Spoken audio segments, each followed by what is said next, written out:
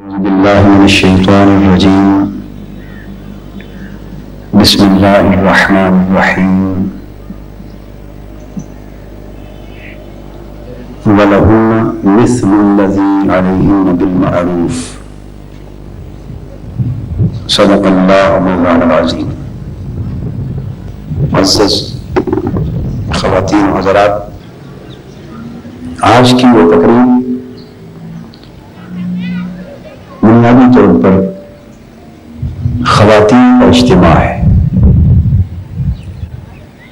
جس میں منتظمین نے مرد حضرات کو بھی کتاب و سنت کی تعلیمات سے اس مجلس میں استفادے کا مناسب موقع مرحمت فرمایا ہے۔ میں اسلامی معاشرے میں خواتین کے کردار کے موضوع پر کچھ ضروری گزارشات پیش کرنے کے بعد چاہوں گا کہ خواتین حسب منشا بعض اہم سوالات جنہیں وہ مناسب سمجھیں کریں، تاکہ خطاب کے اختتام پر سوال و جواب کی نشست کی صورت میں بھی کچھ اہم امور پر روشنی ڈالی جا سکے۔ یہ موضوع جس پر آج ہم گفتگو کر رہے ہیں، اسلامی اور دینی موضوعات میں سے میں سمجھتا ہوں کہ اہم ترین موضوع، اور آج کے دور میں مرد ہو یا عورت، ہر ایک کا ذہن اس مسئلے پر تشویش کا شکار ہے، اور صورتحال افراط اور تفریط کی نظر ہوتی جا رہی ہے۔ ایسے لوگ بھی ہیں جو اسلامی معاشرے میں عورت کے کردار کو امور خانہ داری سے آگے کسی سطح پر نہیں دیکھنا چاہتے، اور ایسی خواتین بھی ہیں جو مغربیت زدہ ہو کر عورت کو اس مقام پر لے جانا چاہتی ہیں کہ اسلام جس سطح پر انہیں نہیں دیکھنا چاہتا۔ اس لیے ضرورت اس امر کی محسوس ہوئی کہ اسلام کے زاویہ نگاہ سے اور قرآن و سنت کے نقطہ نظر سے اس حقیقت کو واضح کیا جائے کہ اسلامی معاشرے میں فی الواقع عورت کا مقام کیا ہے، اس کا کردار کیا ہے، اس کے حقوق و فرائض کیا ہے، اسے کیا کرنا ہے اور کیا نہیں کرنا۔ اس لیے کہ جب تک کسی کا مقام اور کردار حیات اجتماعیہ میں متعین نہیں ہوتا، اس وقت تک سوسائٹی میں وہ اپنے حقوق و فرائض کی صحیح طور پر بجا آوری نہیں کر سکتا۔ قرآن مجید کی ایک آیہ کریمہ کے چند الفاظ میں نے عنوان گفتگو کے طور پر تلاوت کی، جن میں اللہ رب العزت نے ارشاد فرمایا وَلَهُنَّ مِثْلُ الَّذِي عَلَيْهِنَّ بِالْمَعْرُوفِ، اور عورتوں کے لیے، اب یہ ترجمہ اور مفہوم اس آیت کا توجہ کے قابل ہے، اور عورتوں کے لیے اسی طرح کے حقوق ہیں جس طرح کے فرائض ان پر عائد ہوتے ہیں، بھلائی کے ساتھ، معروف طریقے سے۔ اس آیت کریمہ نے اسلامی معاشرے میں عورت کے کردار کو متعین کر دیا ہے۔ کردار دو چیزوں سے عبارت ہوتا ہے، حقوق کیا ہیں اور فرائض اور ذمہ داریاں کیا ہیں۔ دونوں کو اگر واضح طور پر متعین کر لیا جائے تو کردار ہمارے سامنے آ جاتا ہے۔ اس آیت کریمہ میں اگر آپ توجہ کریں تو دو الفاظ بیان ہوئے، وَلَهُنَّ، اس کا معنی ہے اور ان کے لیے ہیں، ان سے مراد عورتیں، مِثْلُ الَّذِي عَلَيْهِنَّ، لَهُنَّ اور عَلَيْهِنَّ، یہ دو الفاظ عورتوں کے حقوق اور فرائض کو بیان کرتے ہیں۔ ترجمہ یہ ہے کہ ان کے لیے اسی طرح کے حقوق ہیں کہ جس طرح کے فرائض ان پر بالمعروف، بھلائی کے ساتھ، معروف طریقے سے۔ اس آیت کریمہ کو اگر ہم اپنے سامنے رکھیں تو حقوق اور فرائض کا ایک فلسفہ ہمارے سامنے آ جاتا ہے. اب آپ دیکھیں گے کہ قرآن مجید میں یہاں یہ نہیں کہا کہ عورتوں کے لیے وہی حقوق ہیں جو مردوں کے ہیں. وہی کا لفظ استعمال نہیں کیا. یہ نہیں کہا کہ مردوں کے لیے وہی حقوق ہیں جو عورتوں کے ہیں، یا بالفاظ دیگر یہ نہیں کہا کہ عورتوں پر وہی ذمہ داریاں ہیں جو مردوں پر ہیں، یا مردوں پر وہی ذمہ داریاں ہیں جو عورتوں پر ہیں.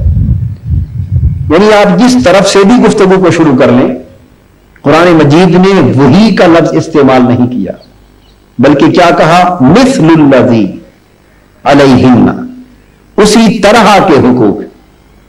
اب وہی اور اسی طرح ان دو چیزوں میں فرق ہے.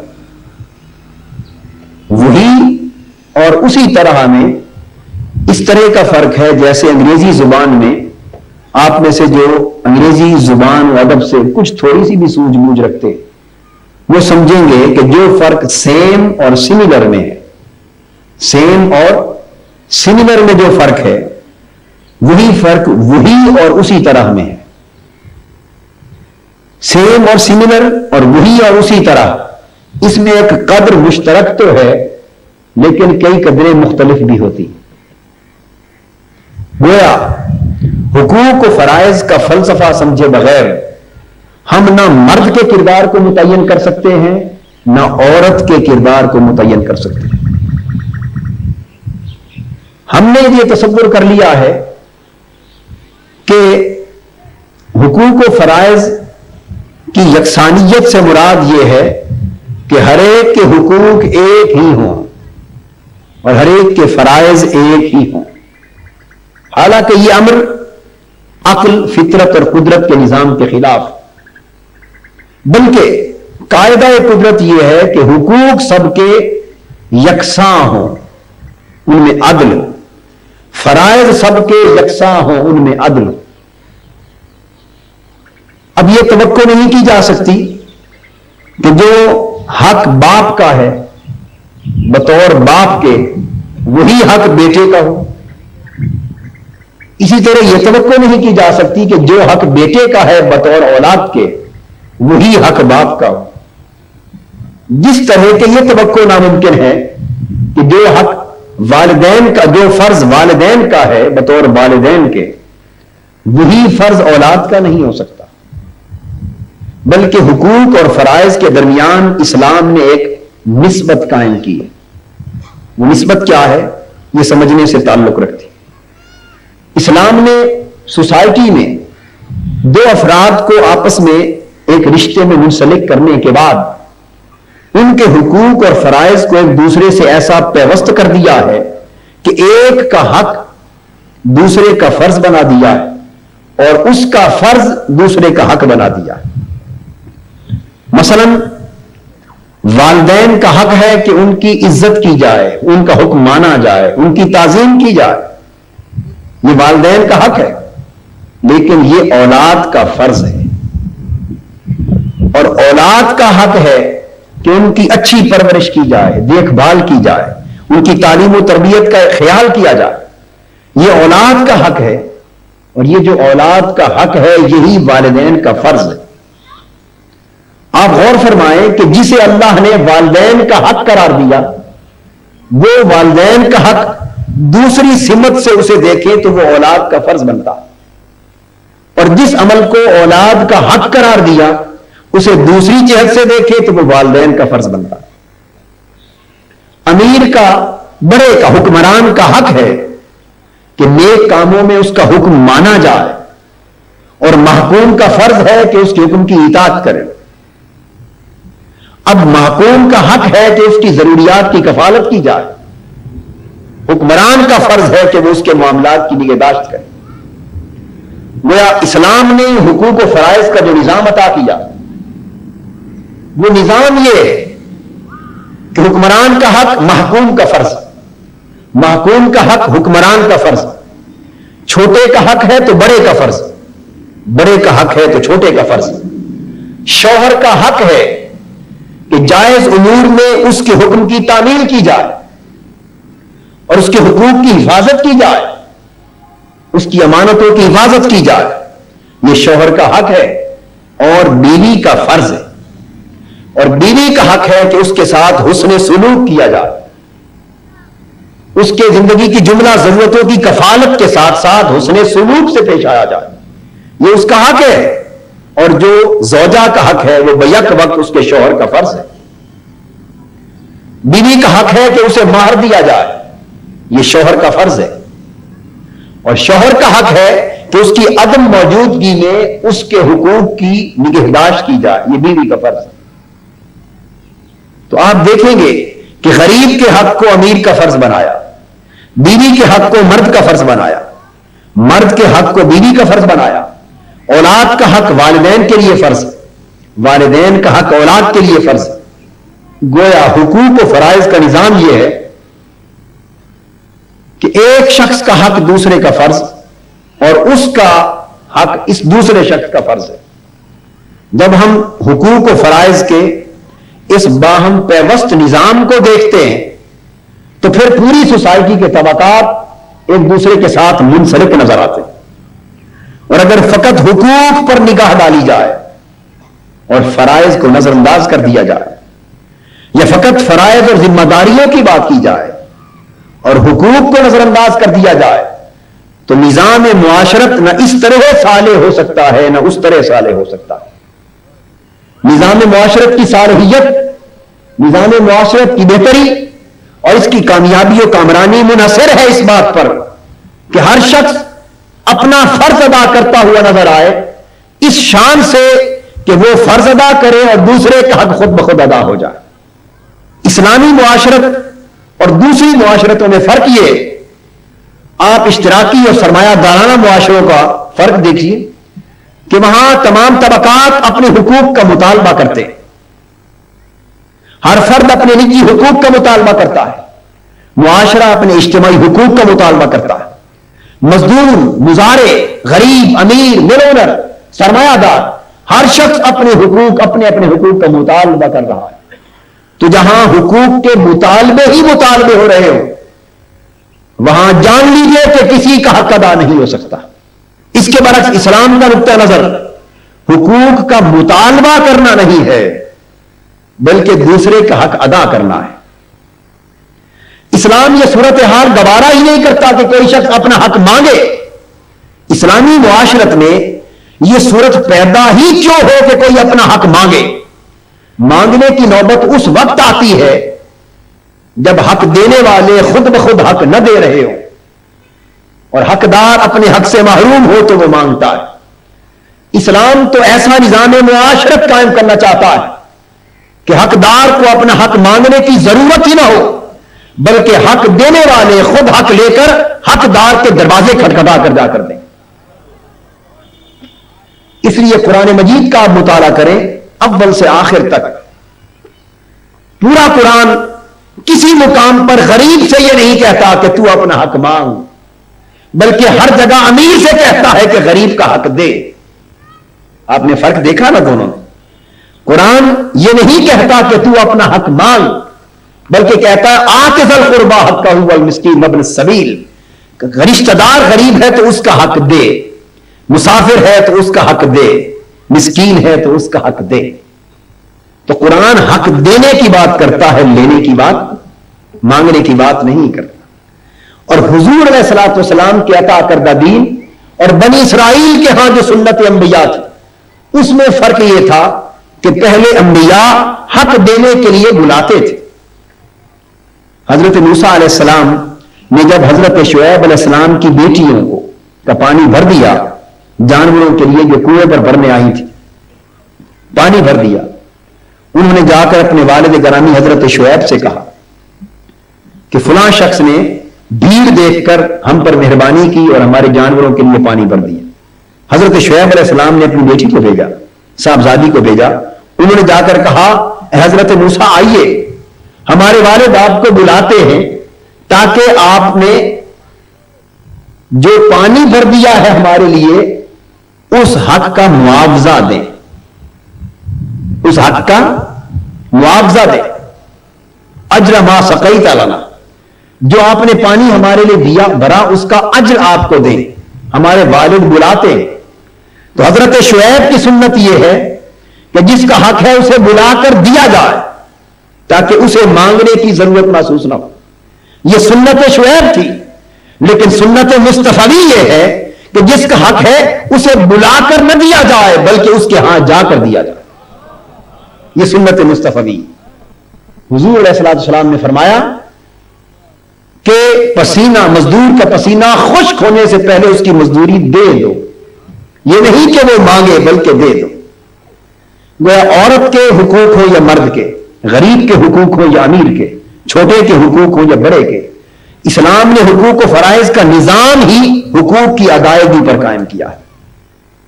گویا حقوق کے مطالبے کی صورتحال جو سوسائٹی میں پیدا ہوتی ہے وہ سوسائٹی اسلامک سوسائٹی نہیں کہلاتی۔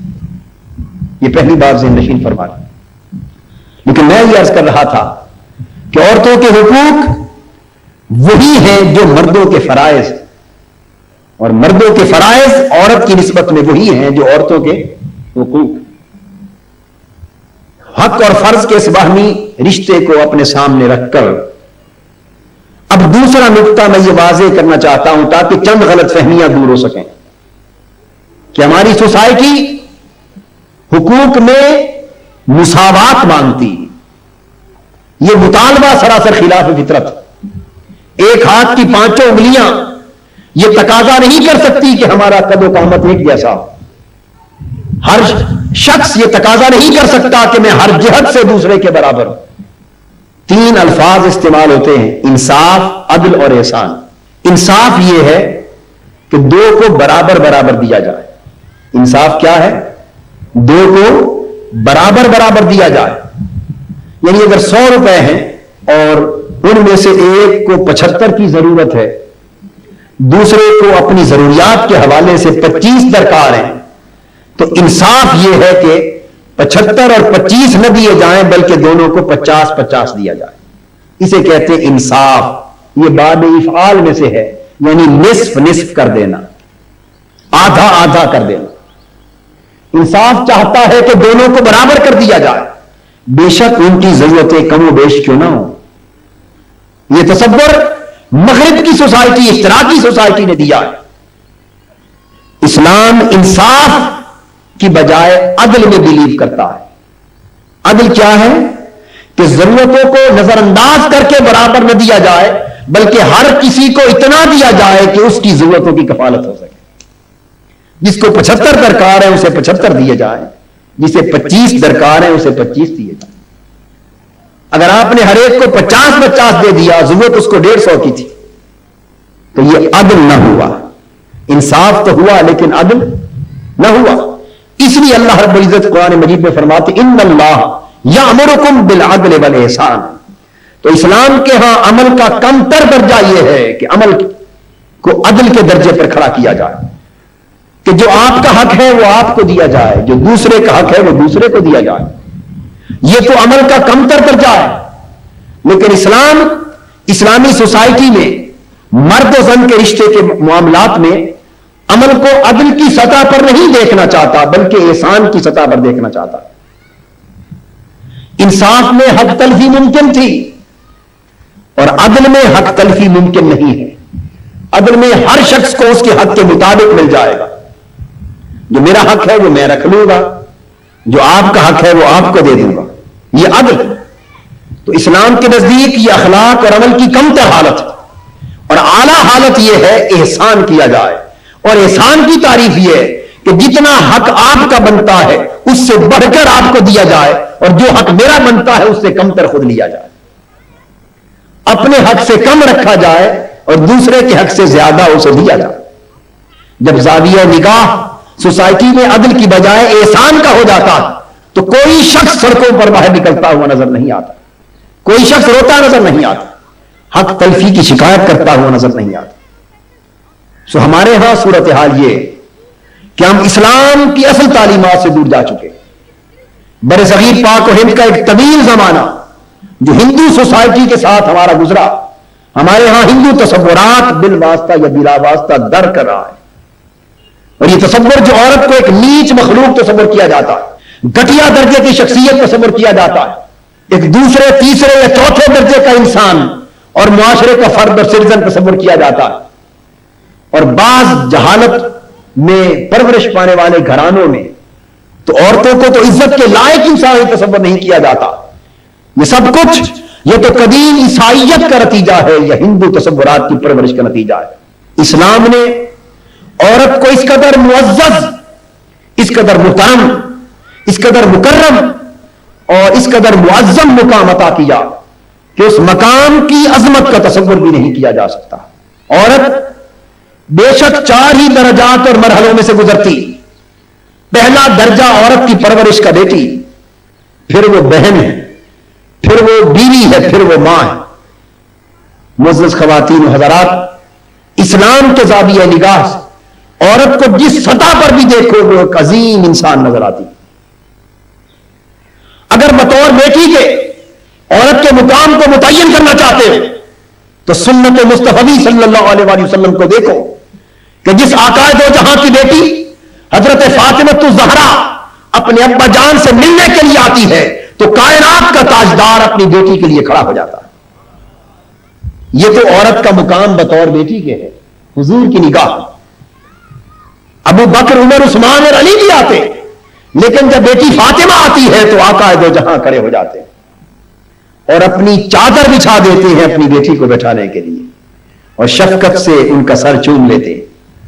حضور علیہ الصلوۃ والسلام کا یہ عمل, میں یہ بات واضح کر دینا چاہتا ہوں, فقط اپنی نجی حیثیت میں اپنی بیٹی کے ساتھ پیار کا مظاہرہ ہی نہیں بلکہ امت کے ہر فرد کو بیٹی کے ساتھ اس نے سلوک کا سبق دیا جا رہا ہے کہ یہ بیٹی کا حق ہے یہ والد کو ادا کرنا. پھر عورت کو بیٹی کے روپ میں آپ دیکھنا چاہتے تو حضور علیہ الصلوۃ والسلام سے پوچھئے. آقا دو جہاں نے فرمایا کہ جس شخص نے 2 بچیوں کو, 2 بیٹیوں کو پالا, ان کی پرورش کی, ان کو نیک کیا, صالح کیا اور زندگی میں معزز مقام تک پہنچا دیا, میں اس کو جنت کی ضمانت عطا کرتا. یہ بیٹیوں کی پرورش کی فضیلت ہے. یہ تو بطور بیٹی کے عورت کا مقام. اور بہن بھی بیٹی, بہن کے وہ تمام تر حقوق ہیں جو اسلام بیٹی کو حقوق دیتا ہے. اس پر دلیل اور سند آیت الموارث. آپ دیکھیے کہ وراثت میں جو حق ایک بیٹی یا 2 بیٹیوں کا بنتا ہے, جب بیٹیاں موجود نہ ہو تو وہی حق بہنوں کا بنتا ہے. اس آیت کریمہ کے حکم سے پتا چلا کہ بہن بیٹی ہی کے قائم مقام ہوتی. پھر عورت کو جب بیوی کے روپ میں دیکھتے, اس میں کوئی شک نہیں کہ اسلام نے انتظاماً انصراماً مرد کو درجہ عورت پہ بلند عطا کیا, لیکن قرآن کا ارشاد وَلِلرِّجَالِ عَلَيْهِنَّ دَرَجَةٌ, اس کا معنی یہ ہرگز نہیں کہ مردوں کے مقابلے میں عورت نیچ اور گھٹیا مخلوق ہے. یہ تصور اسلام کا نہیں ہو سکتا. لِلرِّجَالِ عَلَيْهِنَّ دَرَجَةٌ کا معنی یہ ہے کہ مردوں کے لیے جو حقوق ہے اسی طرح کے عورتوں کو بھی حقوق ان کے حسب حال حاصل ہیں, اور مردوں کے جو فرائض ہیں اسی طرح کے فرائض عورتوں کے لیے ان کے حسب حال ہیں. رہ گیا ان کا موازنہ تو اللہ نے مردوں کو 1 گنا ان پر فضیلت دی.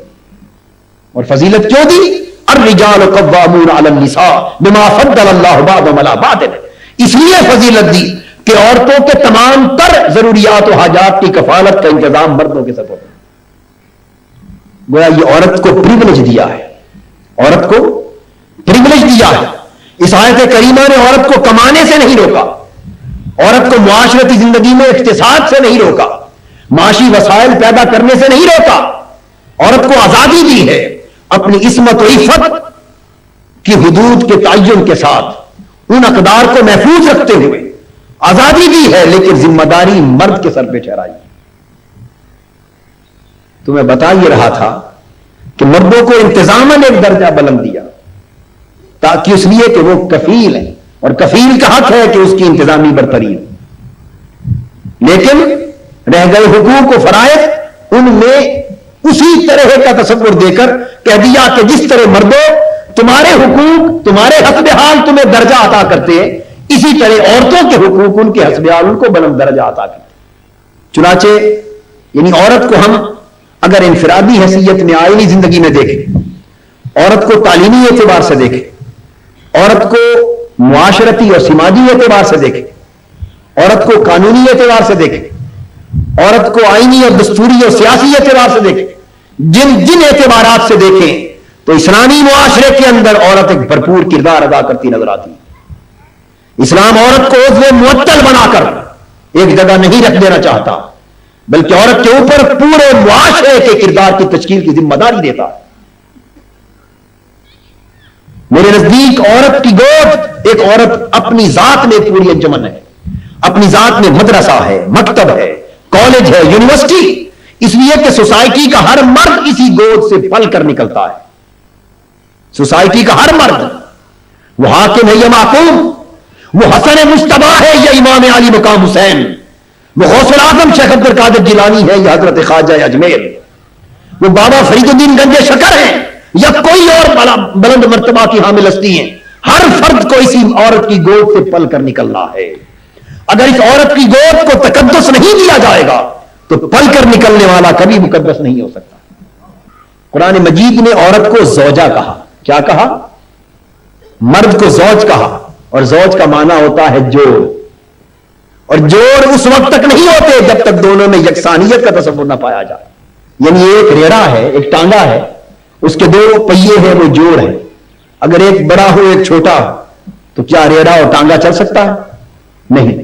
اس کی رفتار اس وقت تک قائم نہیں ہو سکتی جب تک دونوں یکساں نہ ہوں، اپنے اپنے حسب حال یکساں نہ ہوں۔ تو اللہ رب العزت نے فرمایا یا ایھا الناس اتقوا ربکم الذی خلقکم من نفس واحدہ وخلق منها زوجہا وبث منہما رجالا کثیرا ونساء۔ ہم نے ایک جان سے انسانیت کو پیدا کیا اور اس میں سے اس کا جوڑ بنایا۔ تو عورت کو جوڑ کہنا اس بات کا تقاضا کرتا ہے کہ معاشرت کی زندگی عورت کے ملاپ کے بغیر نہیں چل سکتی، اور دونوں کو اپنی اپنی حیثیت اور اپنے اپنے حسب حال جب تک یکساں حقوق و فرائض کی ذمہ داری نہ سونپی جائے اس وقت تک کردار سوسائٹی کا ادا نہیں ہو سکتا۔ اس لیے بیوی کے اعتبار سے جب ہم عورت کو دیکھتے ہیں تو حضور علیہ الصلوۃ والسلام نے حسن سلوک کو، بیوی کے لیے حسن سلوک کو مرد کا فرض قرار دی اور فرمایا خیرکم خیرکم لأہلہ وانا خیرکم لأہلی۔ تم میں سے بہترین شخص وہ ہے جو اپنی بیوی بچوں سے بہتر، اور میں تم سب میں سے بہتر ہوں اپنی زوجہ ازواج اور اپنے بچوں کے ساتھ حسن سلوک۔ حضور علیہ الصلوۃ والسلام کا اپنی ازواج کے ساتھ حسن سلوک کا یہ عالم تھا کہ عمر بھر حضور کا سلوک اپنی ازواج کے ساتھ مثالی رہا۔ حضرت عائشہ صدیقہ، حضرت خدیجہ الکبریٰ، حضرت حفصہ امہات المومنین سے پوچھیے، وہ کہتی ہے وہ کردار جو مثالی شوہر کا آقا دو جہاں نے ادا کیا وہ دنیا کا کوئی فرد ادا نہیں کر سکتا۔ یعنی عدل بین الازواج رکھا۔ جب سفر پر جاتے ان النبی صلی اللہ علیہ وسلم اذا اراد سفرا کان اقرا بین نسائه، جب سفر پر جانے کا ارادہ کرتے تو قرآن اندازی کرتے، جس کا نام نکلتا ساتھ لے جاتے۔ یعنی یہ عورتوں کے ساتھ حسن سلوک میں عدل کا تصور تھا۔ آقا دو جہاں اپنے گھروں کے اوقات کو بانٹتے، ایک ایک لمحہ، ایک ایک دن، ایک ایک رات ازواج مطہرات کے درمیان تقسیم کر کے گزرتے۔ کانا یقسم بین ازواجہ، وقت کو ازواج مطہرات کے درمیان تقسیم کرتے، حتیٰ کہ حضور کی وفات کی مرض قریب آ گئی، چلنا پھرنا منتقل ہونا ممکن نہ رہا، اس وقت پوچھنے لگے کہ کل ہماری رات کہاں بسر ہوگی۔ یعنی اس حالت میں بھی متفکر تھے کہ میرے اوقات کی تقسیم میں بے عدلی نہ ہو جائے۔ تو ازواج مطہرات نے سب مل کر حضرت عائشہ صدیقہ کے حجرہ کو حق دے دیا۔ یہ اس نے سلوک کی بات، اپنے ہاتھوں سے حضور ازواج مطہرات کے ساتھ گھروں کے کام کاج میں شرکت کرتے، ان کی معاملت فرماتے۔ حضرت عائشہ فرماتی ہے کہ ہر روز عصر کے بعد ہمارے مابین حضور تشریف رکھتے اور ہمارے ساتھ مزاح کی بات بھی کرتے، ہماری دلجوئی کی بات بھی کرتے۔ یہ ازواج کے ساتھ، بیوی کے ساتھ اس نے سلوک، یعنی قرب کا، مصاحبت کا موقع دیا جا رہا ہے۔ پھر بطور ماں کے جب بیوی کو دیکھتے ہیں، عورت کو دیکھتے ہیں، تو پھر اس کا مقام آقا دو جہاں متعین فرماتے ہیں الجنت تحت اقدام الامہات، لوگوں جنت ماؤں کے قدموں کے نیچے۔ وہ عورت کو یہ بلند مقام عطا کیا ہے کہ ہر مرد کی جنت کو، یہ نقطہ قابل توجہ، اس حدیث پاک سے جو نقطے، ایک دو نقطے میں واضح کرنا چاہتا ہوں وہ یہ ہے کہ یہ آیت بتا رہی ہے کہ ہر مرد کی جنت کسی نہ کسی عورت کے قدم کے نیچے ہوتی۔ اس سے بڑھ کر ایک عورت کا مقام کیا ہو سکتا کہ اللہ نے سوسائٹی کے ہر مرد کی جنت کو کسی نہ کسی عورت کے قدموں سے منسلک کر دیا، اور وہ عورت کیا کون ہے؟ وہ اس مرد کی ماں ہے۔ مطلقاً فرمایا کہ تمہاری جنت ماؤں کے قدموں کے نیچے، وہ بطور ماں کے اس کی قدر و منزلت کا یاد۔ صحابی پوچھتے ہیں یا رسول اللہ صلی اللہ علیہ وسلم، اللہ اور رسول کے بعد ہم پر کس کا حق ہے؟ حضور نے فرمایا تمہاری ماں کا۔ اس نے پوچھا حضور ماں کے بعد کس کا حق ہے؟ فرمایا پھر ماں کا۔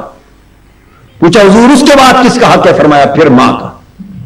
فرمایا حضور اس کے بعد؟ فرمایا پھر تیرے باپ کا۔ تو اللہ رسول کے بعد 3 گنا حق ماں کا قرار دیا، چوتھا حق باپ کا قرار دیا۔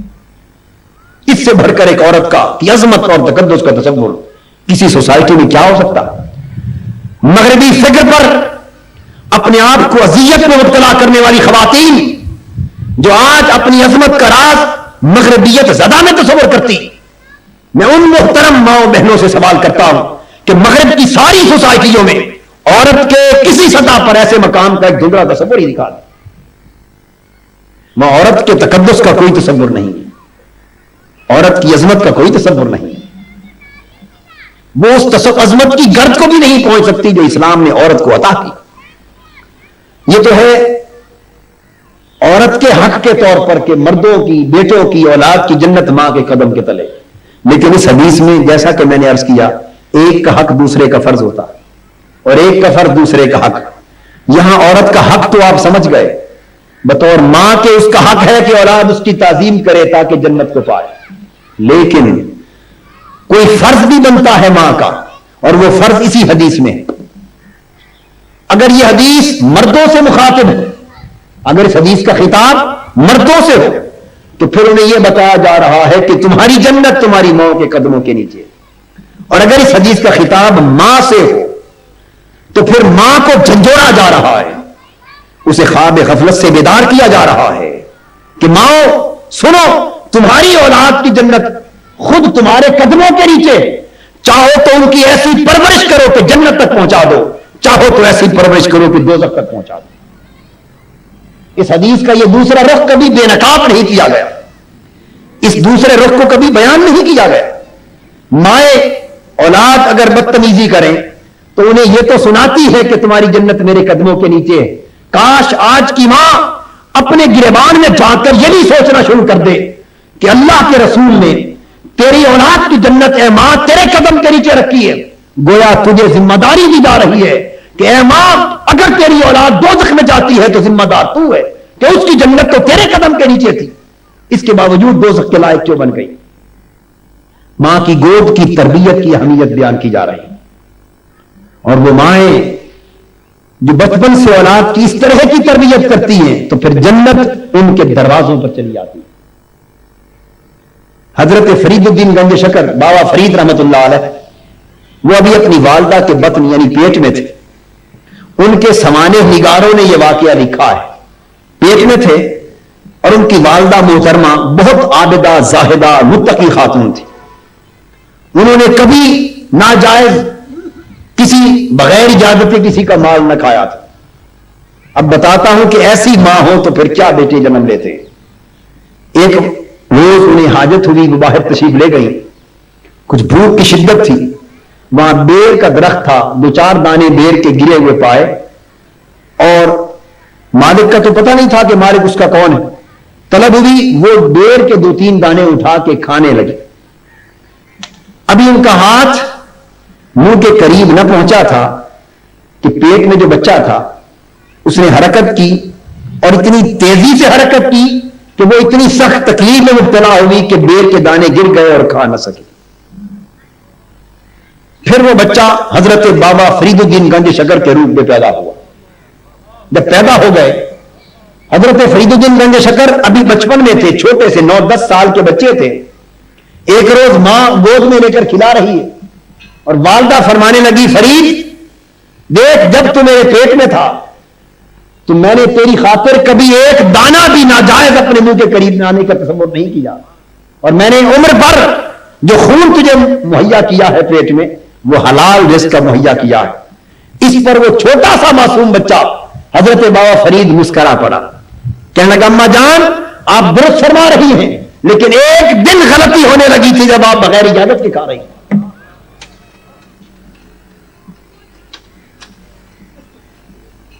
جب مائیں اس قدر احتیاط سے چلتی اور تقوی پرہیزگاری کو اپناتی، ہم وقت وضو رہتی اور قرآن کی تلاوت ہر وقت رکھتی ہیں، تو بیٹا پیدا ہوتے ہی اللہ کے قرآن کی تلاوت کرتا ہے۔ جب مائیں ایسی ہو تو بیٹا بابا فرید ہوتا ہے۔ سو بطور ماں کے آپ کی ذمہ داری ہے جب اولاد جمع ہو جائے اور وہ آپ کی ادب اور احترام کو ملوث نہ رکھے، بڑھاپے میں آپ کا خیال نہ کرے، تو بوڑھی مائیں شکوا کرتی نظر آتی کہ ان کو ہوش تک نہیں کہ ماں کے حق کو پہچانے، بے ادبی کے مرتکب ہوتے اور فلاں کے کہنے لگ کر ہمارے ساتھ گستاخی سے مرتکب ہوتے۔ لیکن اے ماں، کاش اس وقت آج اپنے بیٹے کے کردار پر شکوا کرنے سے پہلے ذرا اس کے بچپن کے وقت اپنے کردار پر نظر ڈالی ہوتی کہ جب اس کو سنبھالنا تمہاری ذمہ داری تھی تم نے کس حد تک ذمہ داری کو نبھایا، کس حد تک قرآن کی تعلیم دی۔ اعلیٰ سے اعلیٰ اسکولوں میں اپنے بیٹے کو داخل کرنے کے لیے تو ماں پریشان نظر آتی، لیکن قرآن کی تعلیم دینے کے لیے کون سی ماں ہے جو پریشان نظر آئے؟ آپ نے بتایا کب ہے اپنی اولاد کو کہ ماں باپ کے حقوق کیا ہے؟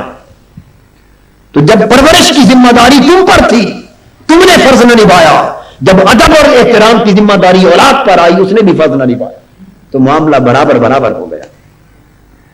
اس لیے ماں کا کردار اس سوسائٹی میں بڑا عام ہے۔ ماں عورت اپنے اعتبار سے تو ایک فرد، لیکن وہ پوری سوسائٹی کے کردار کو تشکیل کرتی ہے۔ سوسائٹی کا ہر مرد جب اس کی گود سے پرورش پا کر آتا ہے تو اس کا مطلب یہ ہے کہ ماں کا کردار، سوسائٹی کی عورت کا کردار بالواسطہ سوسائٹی کے سارے مردوں کے اندر اس کی جھلک نظر آتی ہے۔ یہ تو اس کی آئینی زندگی میں انڈیویجول کیپیسٹی کا کردار ہے۔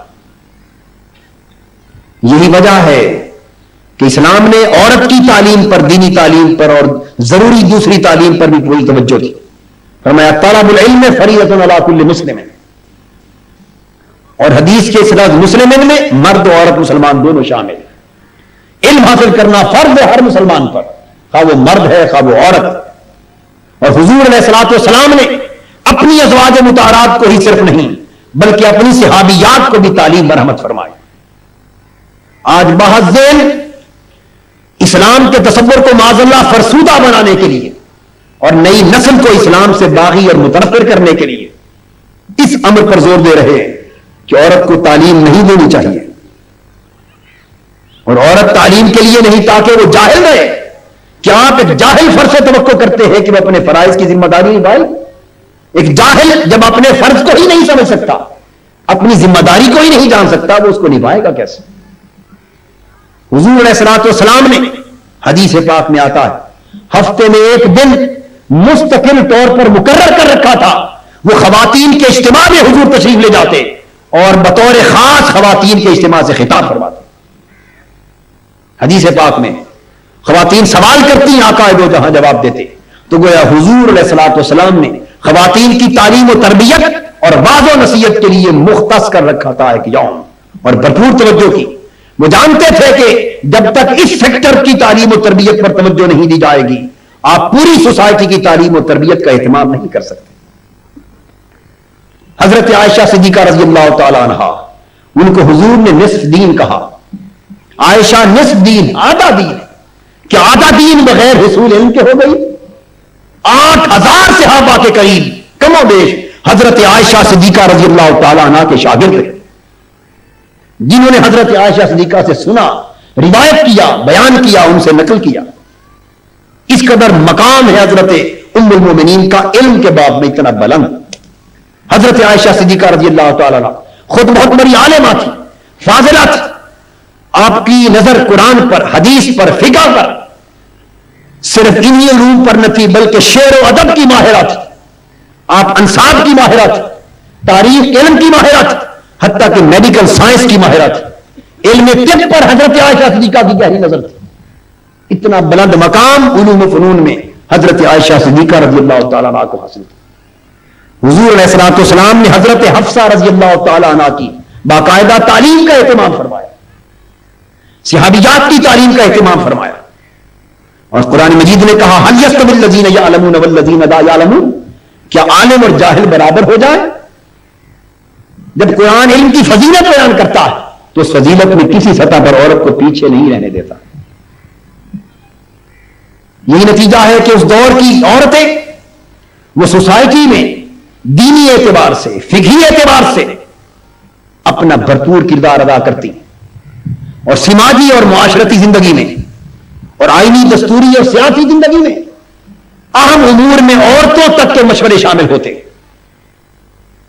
حضرت عثمان غنی رضی اللہ تعالیٰ عنہ اور حضرت علی رضی اللہ تعالیٰ عنہ کے مابین جب حضرت عبد الرحمن بن عوف استسوا بیان کروا رہے تھے, جنرل الیکشن کنڈکٹ کر رہے تھے, تو تاریخ اور سیرت کی کوئی کتاب اٹھا کر دیکھی, آپ نے مردوں کی طرح شانہ بشانہ عورتوں کو بھی رائے طلب کرنے میں شریک رکھا. مقیم اور مسافر, چھوٹا بڑا, عالم جاہل, مرد اور عورت, بیمار اور صحت مند, ہر ایک سے رائے طلب کی. تو عورت ایک اکائی ہے, ایک معاشرے کی ایک فرد ہے, اسے نظر انداز کر کے کسی بھی میدان میں کسی بھی اعتبار سے سوسائٹی ترقی نہیں کر سکتی. صرف حدود کام کی اپنی اپنی متعین ہے, ترجیحات کام کی اپنی اپنی متعین ہے. ان ترجیحات کو ترک کر دیا جائے اور حدود کو پھلانگ دیا جائے تو نظام ہمیشہ فاسد ہو جاتا ہے. سیدنا فاروق اعظم رضی اللہ تعالیٰ عنہ کا دور حکومت, آپ عورتوں کے مہر کی حد مقرر کرنا چاہتے کہ 400 درہم سے زیادہ مہر مقرر نہ کیا جائے. جب آپ نے اس قانون کا اعلان فرمایا تو صحابہ و صحابیات کے اجتماع میں سے ایک صحابیہ عورت کھڑی ہوئی اور پوچھنے لگی, امیر المومنین, جب اللہ نے ہمارے مہر پر حد مقرر نہیں کی تو آپ کو حد کس نے دیا کہ ہمارے مہر پر حد مقرر کریں؟ اس دور کی عورتوں کا یہ اجتہاد, یہ فہم و بصیرت اور علم کے اندر یہ گہرائی اور گہرائی کا عالم تھا. سیدنا فاروق اعظم رضی اللہ تعالیٰ عنہ نے پوچھا, بہن آپ کے پاس کیا دلیل ہے اس بات کی کہ اللہ نے مہر پر حد مقرر نہیں فرمائی؟ حضرت وہ صحابی عرض کرنے لگی, امیر المومنین, جب اللہ نے کہا ان آتیتم احداہن قنطارا فلا تاخذوا منہ شیئا, اگر عورتوں کو ڈھیروں کا ڈھیر سونا بھی دے چکے ہو تو خدا نہ کرے جدائی کی نوبت آئے تو ایک پائی بھی واپس نہ لو. وہ فرمانے لگی جب مہر کو ڈھیروں کا ڈھیر کہا اللہ نے, اس کا مطلب ہے اس پر کوئی حد نہیں, جہاں تک بساط اور استطاعت مقرر کیا جا سکتا ہے. سیدنا فاروق اعظم رضی اللہ تعالیٰ عنہ, ان کی وسعت فرق, ان کا حوصلہ, کاش آج ہمارے اندر بھی یہ حوصلہ پیدا ہو جائے. دیکھیے فرمانے لگی, قد اخطا امرؤ واصابت امرأۃ, بے شک مرد نے فیصلے میں خطا کی اور عورت صحیح نتیجے پر پہنچی. ان کی بات سن کر حضرت فاروق اعظم نے اپنی رائے واپس لے لی. یہ کردار اس دور کی عورتوں کا ہے اور اس دور کے مردوں کا ہے. اس سے پتہ چلتا ہے کہ سماجی زندگی میں, معاشرتی زندگی میں, آئینی دستوری اور سیاسی زندگی میں عورت کو اپنی حدود کے اندر قائم رہتے ہوئے سوسائٹی میں بھرپور مقام ادا کرنا. اکتساب مال میں عورت کو محروم نہیں رکھا. اللہ رب العزت نے فرمایا للرجال نصیب مما اکتسبوا وللنساء نصیب مما اکتسبن, اور مردوں کے لیے حصہ ہے جو وہ کمائیں اور عورتوں کے لیے حصہ ہے جو وہ کمائیں. حضرت خدیجہ الکبریٰ اپنے دور کی مالدار عورت, عرب کے سارے تاجروں کی دولت ایک طرف اور حضرت خدیجہ الکبریٰ کا مال تجارت اور ساری دولت ایک طرف. اگر ان کا تجارت کرنا اور مال کمانا اور اقتصاد و معیشت میں ملوث ہونا ناجائز ہوتا تو کم سے کم ایک عورت کا مال تجارت لے کر حضور علیہ الصلوۃ والسلام خود شام کی منڈیوں تک نہ جاتے, اور آقا دو جہاں کا تعلق بھی اسی بنیاد پر قائم ہوا. اور پھر جب حضور اسلام کا اعلان فرما رہے تھے تو اوائل دور میں 10-11 برس تک اسلام کی تبلیغ پر حضرت خدیجہ الکبریٰ کا مال خرچ ہو رہا تھا. معزز خواتین, آج اگر عورتیں اسلام کے عطا کردہ اس کردار کو پہچانیں اور سوسائٹی میں اپنے کردار کو ان حدود کی معرفت اور ان حدود کی صحت اور تحفظ کے ساتھ اپنا کردار ادا کرنا چاہیں تو ان کی عصمت و عفت بھی محفوظ رہے اور سوسائٹی ہر اعتبار سے صحت مند ماحول پیدا کر سکے. لیکن افسوس ہے کہ ہم تو اپنے کردار کے تعین کے لیے نہ قرآن سے روشنی لینا چاہتے ہیں نہ سنت مصطفی سے روشنی لینا چاہتے ہیں. ہم نے تو اپنا آئیڈیل مغرب کو بنا رکھا ہے. ہم افراط اور تفریط کا شکار ہو گئے. یا پکڑ کر عورت کو اس میں معطل کرنا چاہتے ہیں یا پکڑ کر اس قیمتی متاع کو کھلی سڑکوں پر ننگا کرنا چاہتے ہیں. اور جب ہم ان کی عصمت اور پردے کی بات کرتے ہیں تو یہ تصور دیا جا رہا ہے کہ آخر عورت کو ضرورت کیا ہے کہ وہ باپردہ خاتون ہو. مغرب میں عورت پردہ نہیں کرتی تو کیا فرق پڑتا ہے. لیکن بات یہ ہے کہ جو قدر و منزلت اور منزلت کی قیمت اللہ نے عورت کو اس عطا کی ہے اسلام کی نظر میں وہ مغرب عطا نہیں کر سکتا. اور جو قیمتی شے ہوتی ہے جتنی زیادہ قیمتی ہوتی ہے اس کی حفاظت کا اسی قدر زیادہ اہتمام کیا جاتا ہے. اور جو چیز سڑکوں پر عام پھینک دی جائے تصور یہ ہوتا ہے کہ یہ شے قیمتی نہیں بلکہ ردی. سو پردے کی اہمیت, عصمت و عفت کے تحفظ کی اہمیت, عورت ایک قدر ہے, عورت ایک متاع ہے, عورت ایک قیمت ہے, عورت ایک نایاب دولت ہے جس کو بہر صورت اسلام پریزرو کرنا چاہتا ہے. اس کے تقدس کو, اس کی عصمت کو, اس کی عفت کو قائم رکھتے ہوئے سوسائٹی میں بطور عورت کے اس کے کردار کو بھرپور انجام سے انجام دینا چاہتا ہے. میں توقع کرتا ہوں کہ اسلام کی تبلیغ میں بھی عورتوں نے اسی طرح تاریخ کے اندر بھرپور کردار ادا کیا. آج کا دور اسلام کی نشأت ثانیہ اور احیاء کا دور, اور ادارہ منہاج القرآن جس کے تحت یہ مجلس منعقد ہوئی وہ آج کی معزز خواتین سے یہ التباس کرتا ہے کہ احیاء اسلام کے اس دور میں جو ذمہ داری نشأت ثانیہ امت مسلمہ کی, یہ ذمہ داری مردوں کے کندھوں پر عائد ہوتی ہے. معزز خواتین, میری محترم ماؤں بہنوں, یہ فرائض آپ کے کندھوں پر بھی عائد ہوتے ہیں. آپ کو چاہیے کہ اپنے فرض منصبی کو پہچانتے ہوئے اپنی اولادوں کی تربیت کریں, اپنے گھر کے ماحول کو سنواریں اور ذمہ داری کو اس طرح سے نبھائیں کہ احیاء اسلام کی اس تحریک میں آپ بھی برابر کا کردار ادا کر سکیں. بہت سی غلط رسوم, غلط ذمہ داریاں, غلط حالات وہ عورت کی ثوابدید پر ہیں. وہ چاہے تو بے شمار خوشی غمی کے حالات میں بے شمار غلط رسوم کا قلع کما ہو جائے, اور وہ چاہے تو باوجود پوری تگودو کے قلع کما نہ ہو سکے.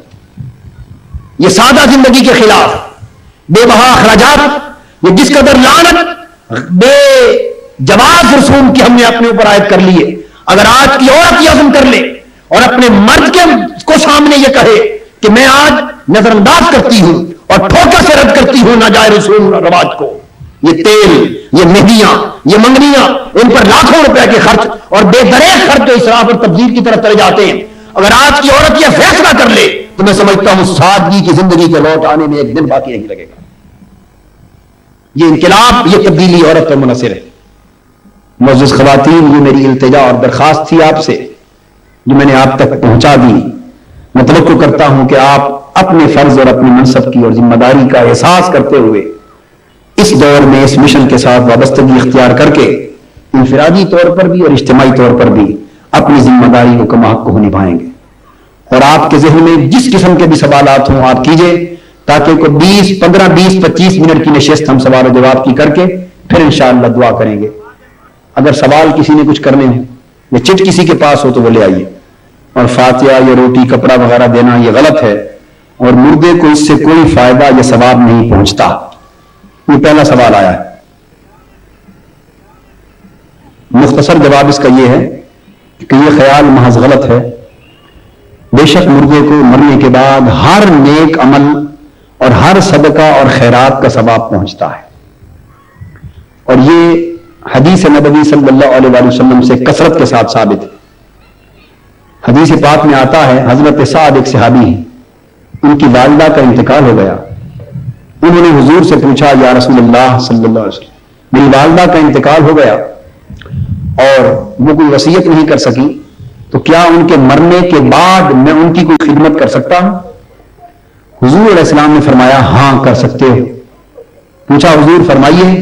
آپ نے فرمایا, ایک کنواں کھدوا دو, وہاں اس وقت پانی کی اشد ضرورت تھی, نیچے پانی کی قلت, کنواں کھدوا کے والدہ کے نام صدقہ کر دو, اس کا فائدہ تمہاری ماں کو پہنچتا رہے گا. چنانچہ کنواں کھدوایا گیا, بیر ام سعد, یعنی سعد کی ماں کا کنواں, یہ نام رکھ دیا, اور حضور علیہ الصلوۃ والسلام کے حکم پر مرنے کے بعد بیٹے نے ماں کو فائدہ پہنچایا. اس طرح حدیث پاک میں آتا ہے, کسی نے سوال کیا, یا رسول اللہ صلی اللہ علیہ وآلہ وسلم, کیا میں اپنے والد کی طرف سے حج کر سکتی؟ حضور نے فرمایا ہاں کر سکتے ہو. کس طرح؟ فرمایا اگر تمہارے ذمے کوئی قرض ہوتا، تمہارے باپ کی طرف سے قرض ہوتا ادا کرنا، تو کیا مرنے کے بعد تم اپنے باپ کی طرف سے وہ قرض ادا نہ کرتے؟ عرض کیا حضور نے قیاس کی بنا پر مسئلہ سمجھایا. عرض کیا حضور ضرور کرتا. فرمایا تو وہ تمہارا باپ کا قرض جس طرح تم ادا کرتے، تو حج تمہارے باپ کا قرض تھا اللہ کا، تو یہ قرض ادا کرنا اس سے زیادہ ضروری، تو باپ کی طرف سے ادا کر سکتے.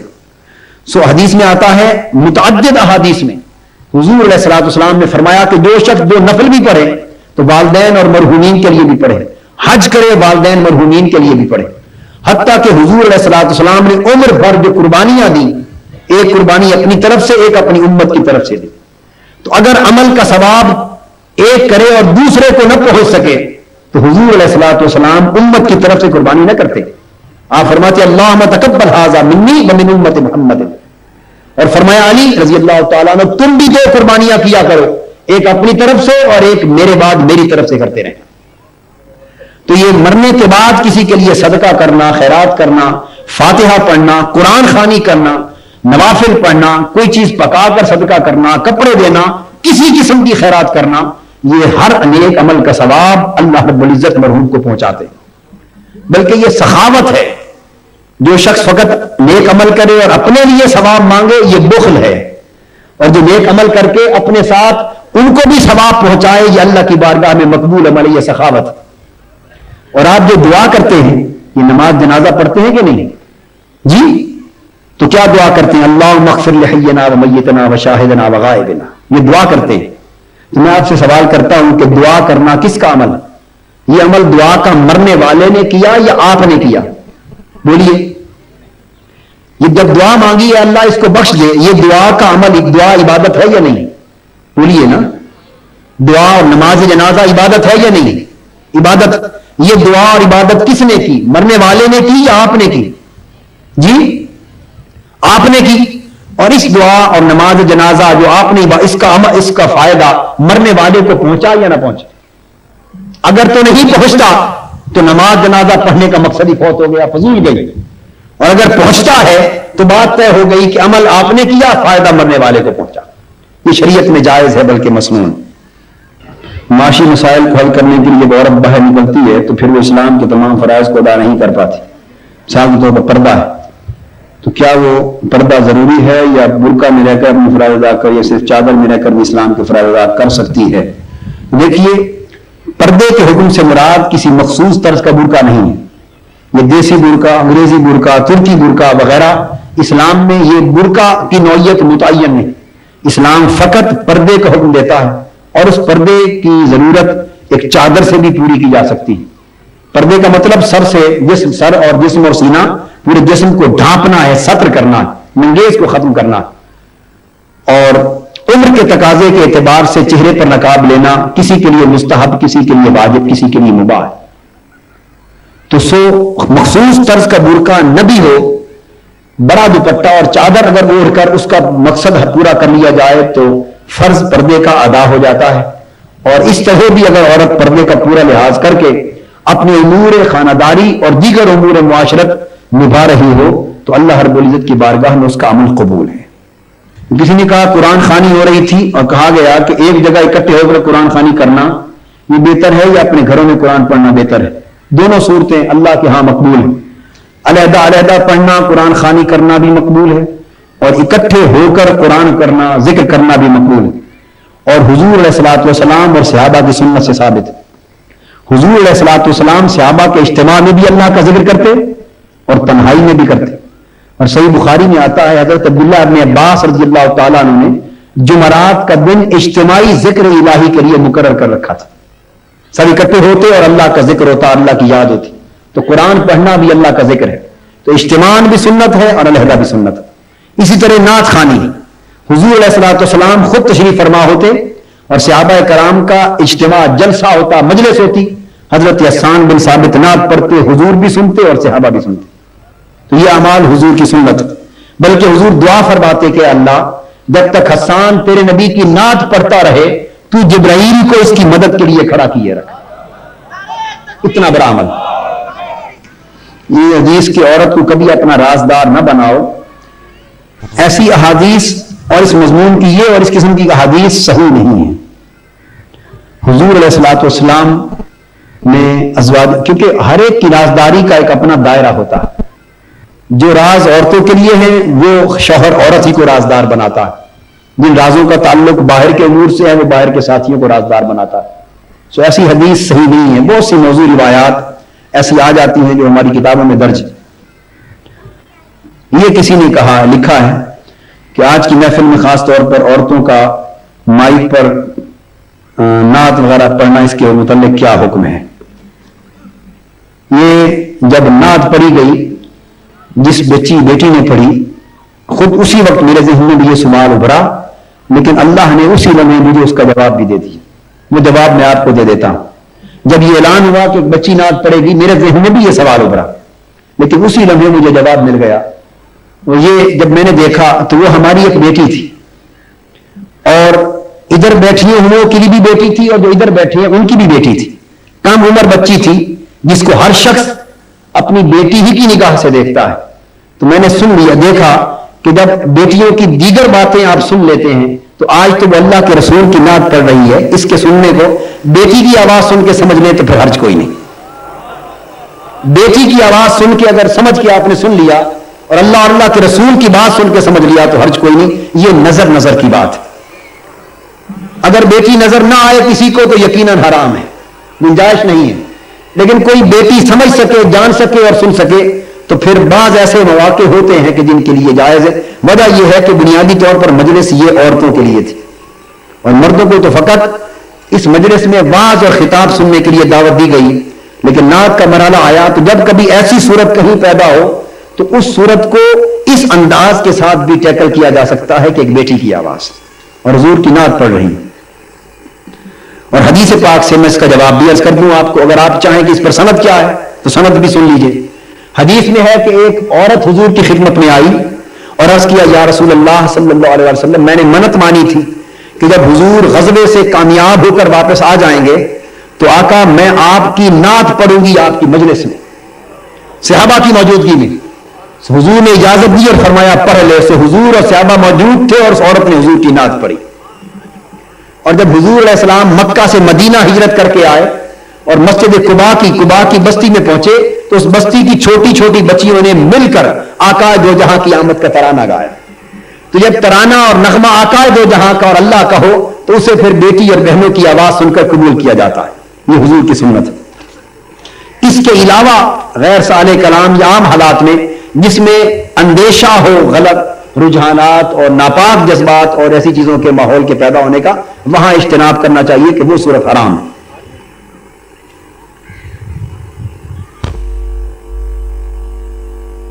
کسی نے عورت کی حدود کے بارے میں پوچھا ہے کہ کام کیسے کر سکتی ہے، وہ میں نے بتا دیا۔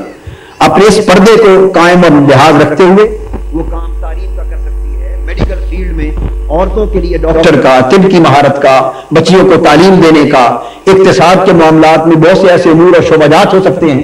امور خانہ داری کے علاوہ خاصی صنعتیں ہوتی ہیں، بہت سے آسپیکٹ سوسائٹی میں ایسے ہیں جن میں عورت اپنے پردے کے فرائض کو نبھاتے ہوئے یہ ذمہ داری ادا کر سکتی ہے۔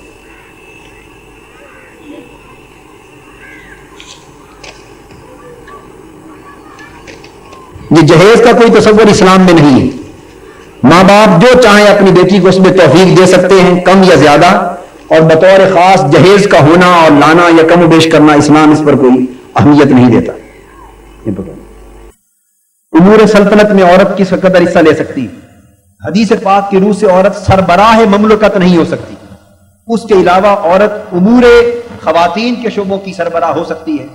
عورت جج ہو سکتی ہے، قاضی ہو سکتی ہے، میجسٹریٹ ہو سکتی ہے، ڈاکٹر ہو سکتی ہے، انجینئر ہو سکتی ہے، استاد ہو سکتی ہے۔ بے شمار امور میں اپنی ذمہ داریاں ان حدود عصمت اور فرائض میں رہ کر ادا کر سکتی ہے۔ اور سیاسی ذمہ داریاں میں نے عرض کی مخصوص نشستیں عورتوں کے لیے مشاورت کی، شورا کی، پارلیمنٹ کی ممکن ہے، جیسے کہ سیدنا فاروق اعظم کے حوالے سے بتایا اجتماع تھا صحابہ کی شورا کا اور عورت نے کھڑے ہو کے اعتراض کیا۔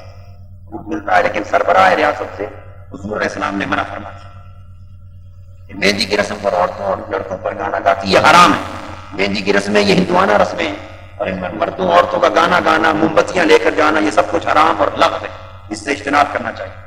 عورتیں جو نیل پالش استعمال کرتی ہیں جائز نہیں ہے، اس سے وضو نہیں ہوتا، نہ جسم پاک ہوتا ہے، نہ نماز ہوتی ہے، نہ غسل ہوتا ہے۔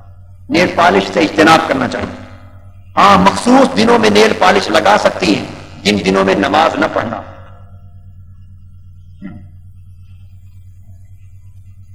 عورت کو لکھنے کے لیے منع کیا گیا، حدیث صحیح نہیں ہے۔ اور یہ جو عورت کو چرخہ کاٹنا سکھاؤ، اس سے تصور یہ لینا کہ عورت صرف چرخہ کاٹے گھر میں بیٹھ کر اور باقی امور جو ہیں وہ ان کو حاصل نہ ہو، یہ غلط ہے۔ چرخے کا تصور دراصل امور خانہ داری میں ایک خاص گھریلو صنعت کا تصور تھا، تاکہ کوئی مشکل وقت آ جائے تو عورت کے ہاتھ میں کوئی ایسا فن ہو کہ وہ خود بھی کما سکے، اپنے اور بچوں کا پیٹ پال سکے۔ اور آج چرخے کی نوعیت کی کئی گھریلو صنعتیں ایجاد ہو چکی ہیں، تو ان کو عورت اگر سیکھے اور جانے اور مشکل وقت میں اپنے اور اپنے بچوں کا پیٹ پالے تو یہ صرف جائز ہے۔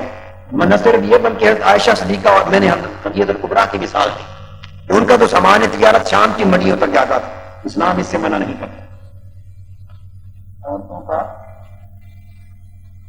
بس سمجھنے سے بات مذہب اتنا میں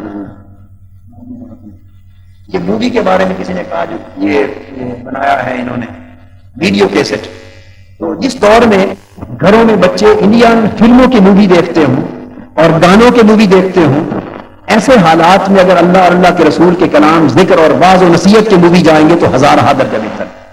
اور آئندہ آنے والے وقتوں میں یہ دین کی تبلیغ کا مؤثر ذریعہ اور بدی کو ختم کرنے کا طور بنتا جا رہا ہے۔ لہذا اس کو یعنی نیکی کے مووی کو روک دیا جائے اور بدی کے موویوں سے آپ کے گھروں کی الماریاں بھر جائیں، یہ بہت بڑا ظلم ہے۔